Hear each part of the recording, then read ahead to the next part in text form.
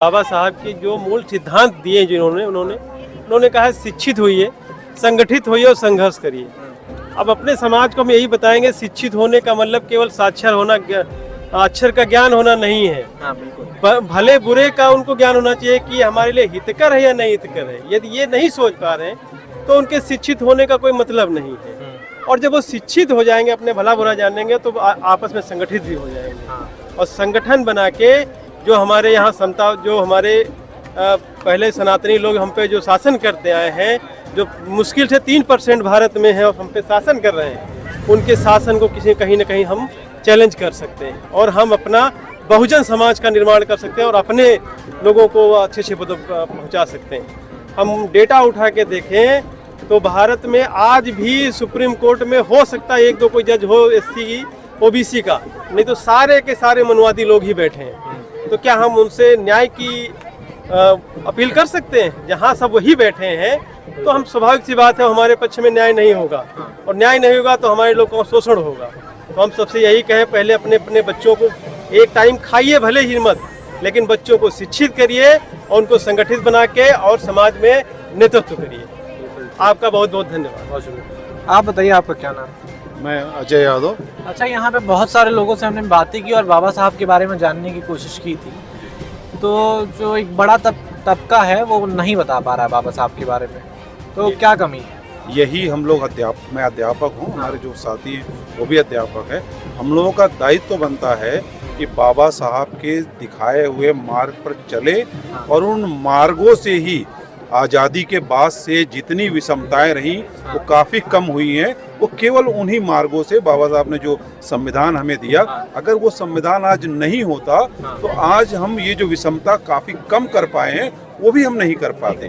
तो हमें उन्हें यही बताना है कि ये विषमता देखो धीरे धीरे कम हुआ है, और शिक्षित हो और जागरूक हो, अपने बारे में जानो, अपने अधिकार के बारे में जानो और अपने हक की मांग करो और उसके लिए लड़ो। तो ये सब तभी संभव है जब आप हमें उन्हें शिक्षित करेंगे। तो हम सबका यही प्रयास होता है कि बच्चों को बाबा साहब के दिखाए हुए मार्ग पर उनको चलने के लिए प्रेरित करें और खुद भी हम जो है उस पर चलते हैं।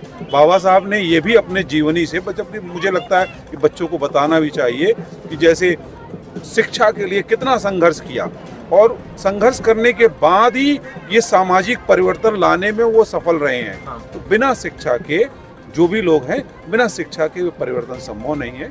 काफ़ी कुछ हुआ है और उन्हीं के दिखाए हुए मार्ग पर हम चल के प्राप्त कर सकते हैं। क्या कहना चाहेंगे आप? अम्बेडकर जयंती के अवसर पर बस ये कहना है कि जो संविधान है वो अलग से लोग पढ़ते हैं, इसको पाठ्यक्रम में शामिल किया जाए और वो हर वर्ग, मतलब वो चाहे जो भी डिग्री की जाए, एक क्लास 1 से लेके और हर उसमें क्लास में जो है इसको शामिल किया जाए, ताकि लोगों को अपने अधिकारों के बारे में पता चले। बहुत सारे पढ़े लिखे लोग हैं जिनको संविधान या कानून के बारे में बिल्कुल जानकारी नहीं, और एक जब भी वो फंसते हैं फिर जाके उसका अध्ययन करते हैं। इसलिए पहले से हमें जानकारी अगर रहेगी तो हम अपने आप में सतर्क रहेंगे और हम समाज जो पाखंडवाद है, जब हमें जानकारियां रहेंगी तो हम पाखंडवाद से बचे रहेंगे और किसी के साथ भी अन्याय हो रहा होगा तो हम उसको बता सकते हैं। हमारा यही मानना है कि संविधान को हर स्तर पर लागू करना चाहिए। जैसे पाठ्यक्रम चेंज हो रहा है नई शिक्षा नीति में, तो उसमें भी जो है अगर मुगलों को हटाया जाए तो संविधान को बृहद स्तर पर लागू किया जाए। हमारा यही मानना है, ताकि समाज में जागरूकता,